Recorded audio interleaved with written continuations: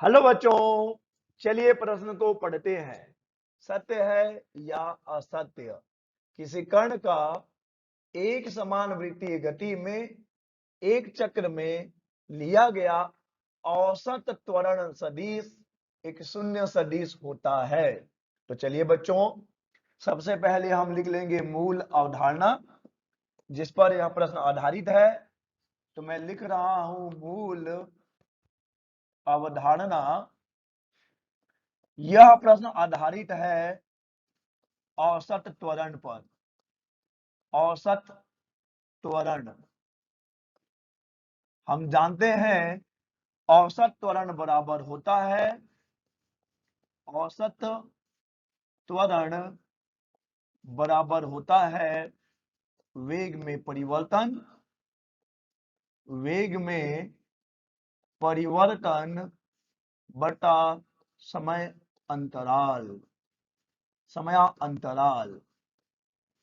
अर्थात ए औसत बराबर V2 माइनस V1 बटे T2 माइनस T1। तो चलिए बच्चों, इस मूल अवधारणा की सहायता से हम पता करते हैं कि दिया गया कथन सत्य है या असत्य है। कथन में एक समान वृत्तीय गति की बात कही गई है। तो चलिए बच्चों, पहले समझ लेते हैं कि क्या होता है एक समान वृत्तीय गति।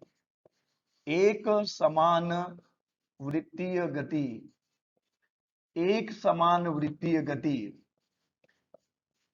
जब भी कोई कण किसी वृत्ताकार मार्ग पर एक समान चाल से गति करती है, अर्थात इस वृत्ताकार मार्ग के किसी भी बिंदु पर, किसी भी क्षण पर कण का चाल नियत रहता है, तब हम उसे कहते हैं एक समान वृत्तीय गति। जरा ध्यान दीजिए, मैंने कहा है चाल नियत रहता है।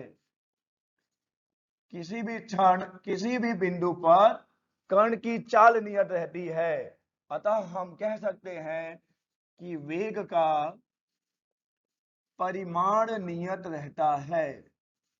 वेग का परिमाण नियत रहता है। देखिए, चाल एक अदिश राशि है, उसमें केवल परिमाण होता है।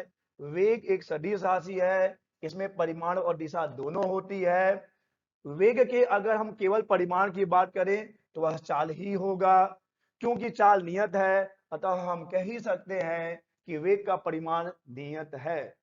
और अब मान लिया कि कण अपनी गति इस बिंदु से प्रारंभ करता है, तो और यहां पर उसका वेग हम ले रहे हैं v1, जो कि उसका प्रारंभिक वेग है। देखिए, अगर हम इस वृत्ताकार मार्ग के किसी भी बिंदु पर कण का वेग ज्ञात करना चाहते हैं, तो हमें उस बिंदु पर एक स्पर्श रेखा खींचनी होती है। स्पर्श रेखा, क्योंकि किसी भी क्षण, किसी भी बिंदु पर कण का वेग, कण के वेग की दिशा स्पर्श रेखा के अनुदिश होती है। तो ये रहा वेग v1। और अब जब कण पूरा का पूरा एक चक्कर लगाकर वापस उसी बिंदु पर पहुंचेगा, तो अब देखिए, क्या यहां पर जो हम अंतिम वेग v2 दिखाएंगे, क्या उसकी दिशा भी समान ही रहेगी? क्योंकि स्पर्श रेखा एक बिंदु पे तो केवल एक स्पर्श रेखा ही खींच सकते हैं। तो क्या यहां पर हम कह सकते हैं कि v1 और v2 की दिशा समान है? और क्योंकि यह एक समान वृत्तीय गति है, तो हम पहले ही कह चुके हैं कि प्रारंभिक वेग और अंतिम वेग दोनों का परिमाण तो समान ही है, क्योंकि हमने पहले ही कहा है चाल नियत है। और अब हमने यह देख लिया है कि इन दोनों वेगों की दिशा भी समान है, अतः हम कह सकते हैं कि सदिश v1 सदिश v2 के बराबर होगा। क्योंकि परिमाण भी समान है और दिशा भी एक समान है, अतः दोनों सदिश बराबर हैं, समान हैं। और अब अगर हम औसत त्वरण की बात करें, तो औसत त्वरण जो कि था अंतिम माइनस प्रारंभिक वेग बटे समय अंतराल। अब क्योंकि यहां पर v2 और v1 का मान एक ही है, अतः यहां पर औसत अतः यहां पर औसत त्वरण मिल जाएगा। ए औसत बराबर शून्य सदिश। और प्रश्न में दिया ही गया है, कथन में दिया गया है कि बताइए कि एक समान वृद्धि गति में एक चक्र में लिया गया औसत त्वरण सदिश शून्य सदिश होता है। तो हमने देखा है कि एक पूरे चक्र में औसत त्वरण एक शून्य सदिश है, अतः दिया गया कथन सत्य है।